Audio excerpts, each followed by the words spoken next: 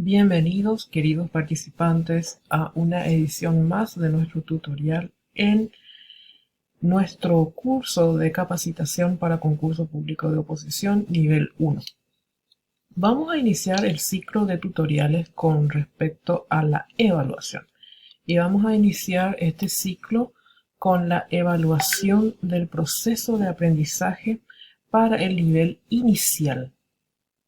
Esta evaluación del proceso de aprendizaje para el nivel inicial, nosotros tenemos un material que nos brinda toda la información referente a esto, que como ustedes saben, forma parte de nuestro curso, entonces también los materiales en PDF, que son propiedad del Ministerio de Educación y Ciencias. Bien, siempre para familiarizarnos es importante fijarnos en el índice. Vamos a ir al índice que en esta ocasión se encuentra al final del documento. Vamos a ver entonces nuestro índice para que podamos familiarizarnos con el nivel inicial, ya que esto es muy específico y de repente las personas con otra formación, ya sea maestros de grados o catedráticos, de repente están un poco descontextualizados de lo que es la educación inicial. Entonces, siempre es importante tener en cuenta, considerar, conocer la estructura del material. Bueno, aquí tenemos el índice y podemos ver que se conforma primeramente por la evaluación, la introducción, la fundamentación y después conceptos básicos, repetitivos, por cierto, pero no menos importantes, como qué es evaluar, el concepto de la evaluación propiamente, cuáles son las características de la evaluación. O sea, en este caso estamos hablando de la evaluación en el nivel específicamente inicial. ¿Cuáles son las condiciones para realizar la evaluación? ¿Qué papel desempeña el educador en el proceso de evaluación? ¿Qué papel desempeña el niño y la niña en el proceso de evaluación? Como así también el papel que desempeña la familia en el proceso de evaluación. Después, el cuándo y para qué evaluar. Tenemos otro apartado que habla del con qué evaluar, o sea, cuáles son las herramientas que vamos a utilizar para evaluar. Dentro del con qué evaluar tenemos dos procedimientos que nos citan aquí, que serían la entrevista y la observación.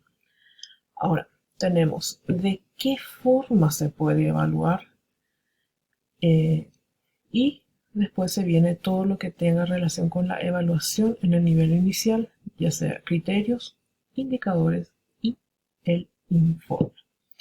También los criterios para evaluar las condiciones dentro de las cuales se desarrollan los aprendizajes. Bien, entonces acá dentro de todo este listado de temas vamos a enfatizar el tema de las características de la evaluación y con qué evaluar. Tenemos la entrevista y la observación. Entonces, como así también, cuáles son los criterios y los indicadores y cómo se puede hacer el informe. Esto es lo que vamos a enfatizar. Entonces vamos rápidamente a empezar desde arriba otra vez. Vamos a ir desarrollando uno a uno. Bueno, acá empieza el material, tiene 26 páginas, pero nosotros vamos a enfatizar nada más que algunos puntos importantes. Dijimos características que presenta la evaluación en la educación inicial. Las características que presenta la evaluación inicial son: básicamente, la evaluación en el nivel inicial es flexible e individualizada. ¿Por qué es flexible? Porque considera los procesos y los resultados previstos del objetivo y contenido del aprendizaje como aquellos emergentes que no fueron considerados por el educador o la educadora. Y también es individualizada porque realiza una evaluación más diferenciada a los niños y niñas, respetando su autonomía, singularidad, su sello personal, en torno a necesidades, fortalezas, estilos cognitivos, capacidades afectivas, intelectuales, motoras y como así también sus propios ritmos de aprendizaje. Entonces, por esa razón es flexible e individualizada, integral, teniendo en cuenta que el niño es una totalidad. Sus procesos, funciones, conocimientos, habilidades, actitudes, destrezas involucradas en el quehacer, pensar y sentir del niño. Por ello se deben utilizar variados procedimientos como la entrevista, las observaciones, para que se den cuenta de los procesos vividos en ello en todas sus dimensiones. También es continua y espontánea, acompañando todas las etapas del proceso de aprendizaje de manera natural en las actividades cotidianas que realizan los niños a través de diálogos dirigidos, observaciones, registros anecdóticos y trabajos más significativos que den cuenta de los avances logrados con el propósito de potenciarlo.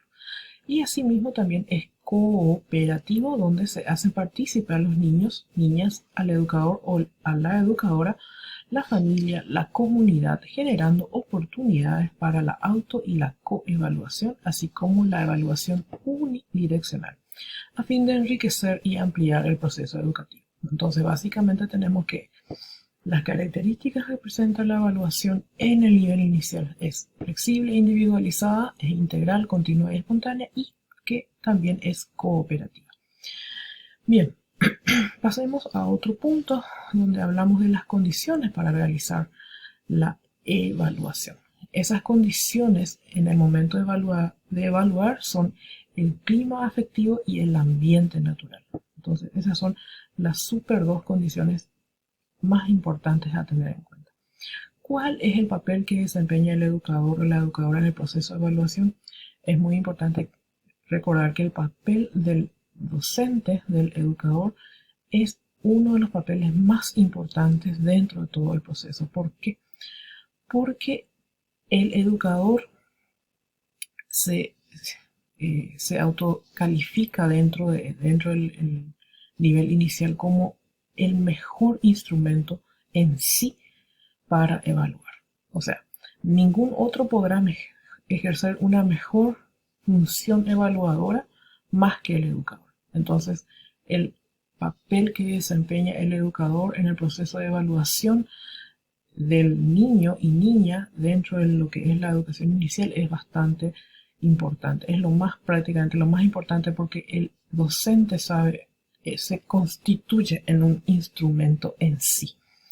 Desde luego que también el papel del niño y la niña en el proceso de evaluación es muy importante porque el docente debe propiciar oportunidades para que estos niños asuman un rol activo, favoreciendo que se den cuenta de sus propios avances, fortalezas y características. Por ejemplo, al finalizar una actividad o jornada diaria, el educador o la educadora pueda realizar preguntas tales como: ¿qué fue lo que más te gustó de lo que hicimos hoy? ¿Qué te pareció?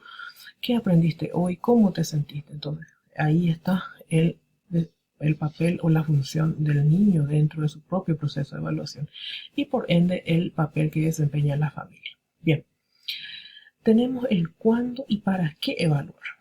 Dentro del nivel inicial es un poquito diferente, vamos a decir, el tema de la evaluación, en qué momento se evalúa. Tenemos la evaluación diagnóstica, que ya no es solamente al inicio de las actividades, al inicio del año escolar, sino que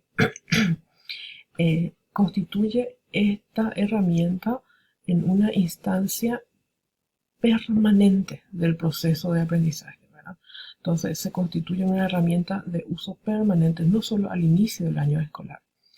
Entonces tenemos después también la evaluación formativa, que también no es solamente una etapa intermedia entre la diagnóstica y la final, sino que por el contrario también se constituye en una herramienta permanente que sirve para retroalimentar y mejorar la calidad de los aprendizajes. Y por último tenemos la evaluación final o de producto. Así sería entonces la clasificación de la evaluación o de los tipos de evaluación dentro del nivel inicial: diagnóstica, formativa, final o de producto. ¿Cómo se da la evaluación final o del producto? Cuando permite comprobar si los niños y las niñas realmente superaron las dificultades presentadas durante el proceso y si lograron aprender verdaderamente sin aprendizajes significativos. Entonces, esa es la definición.